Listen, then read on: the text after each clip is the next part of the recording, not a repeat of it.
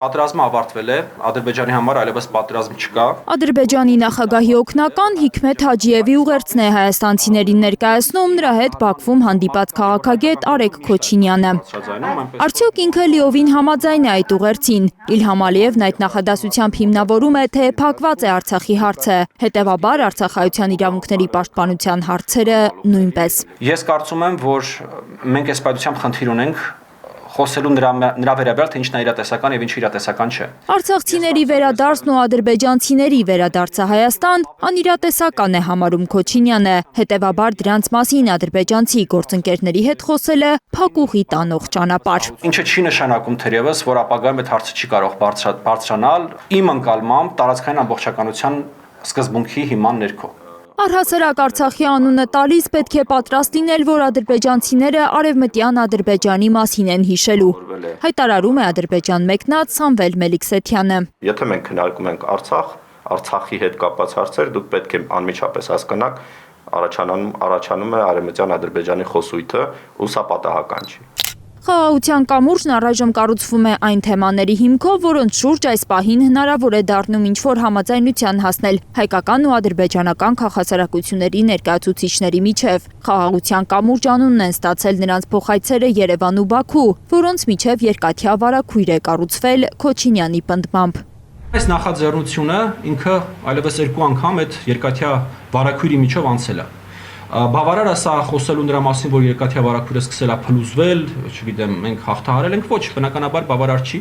բայց արդյոք սա քայլ է այդ ուղղությամբ, ես կարծում եմ, որ միանշանակ այո։ Բաքու մեկնած պատվիրակության անդամները չեն հասկանում, թե ինչու էր Հայաստանում աղմուկ բարձրացել, երբ անցած ամիս ադրբեջանական պատվիրակության կազմում Հայաստան էր եկել որպես Լաչինի միջանցքը փակած էկոակտիվիստ հայտնի Դիլարա Աֆանդիևան։ Այս մարդիկ են խաղաղության կառուցողը, ես ուզում եմ ասել, որ նույն բան եղավ նաև մեր հանդեպ Ադրբեջանում։ Արդյոք Աֆանդիևայի շուրջ բարձրացած բողոքի ալիքն էր պատճառը, որ Բաքվում հայկական պատվիրակության հետ հանդիպմանը նա ներկա չէր։ Իր մոտ կար անձնական խնդիր, որի պատճառով ինքը չի մասնակցել, իր հետագա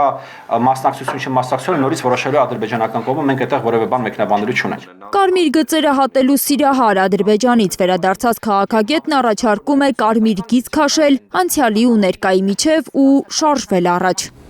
Գերիների վերադարձի թեման կարմիր գիծ չի եղել, ավելին Բաքու մեկնած հայրի խոսքով քննարկման առանցքն է եղել, թեև Բաքուն մերժել է հայ գերիներին տեսակցելու իրենց առաջարկը։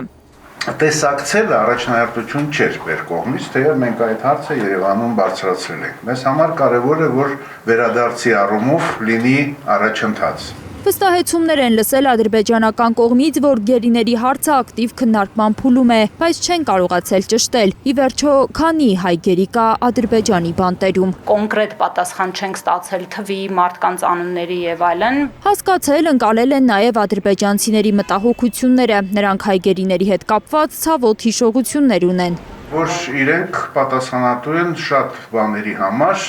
որը, ասենք, Ադրբեջանի համար ցավ է։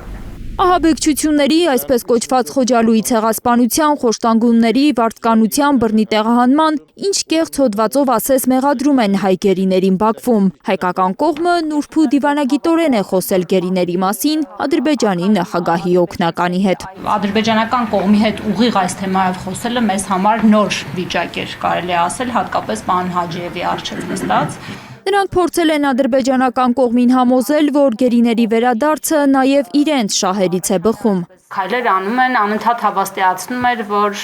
կա ակտիվ բանակցային գործընթաց այս ձեր ուզածի հետևում։ Գրգռիչ հռետորաբանությունից հրաժարվելու համաձայնության են հասել Նարեկ Մինասյանի խոսքով, ինչը նշանակում է, որ օրինակ Զանգեզուրի միջանցք ձևակերպումը չպետք է օգտագործեն ադրբեջանական լրատվամիջոցներն ու պաշտոնյաները։ Ադրբեջանական կողմը առնվազն համաձայն է այն գաղափարի հետ, որ այո, պետք է առավել մեծ ուշադրություն դարձնել այս խնդրին, հռետորաբանության եւ տեղանունների խնդրին։ Վստահեցնում են, որ իրենց հետ հանդիպումների ընթացքում ոչ ադրբեջանի քաղաքասարակության ներկայացուցիչները, ոչ էլ անգամ Ադրբեջանի նախագահի օգնական Հիկմեթ Հաջիևը Զանգեզուրի միջանցք չեն ասել։ Ես երևի կարող եմ ուղիղ մեջբերում անել պարոն Հաջիևի հայտարարությունից, ինքը երբ որ խոսում էր այդ ճանապարհի մասին, ինքը ասեց Հայաստանի Սյունիքի մարզով անցնող ճանապարհը։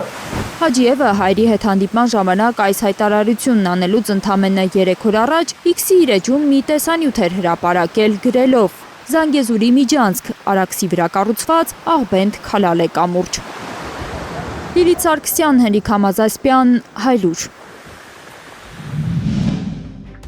Հայաստանում եւ աշխարհում տեղի ունեցող իրադարձությունների մասին առաջինը իմանալու համար բաժանորդագրվեք մեր ալիքին, սեղմեք զանգակը, որ բաց չթողնեք ամենակարևորը, ամենահրատապն ու հետաքրքիրը։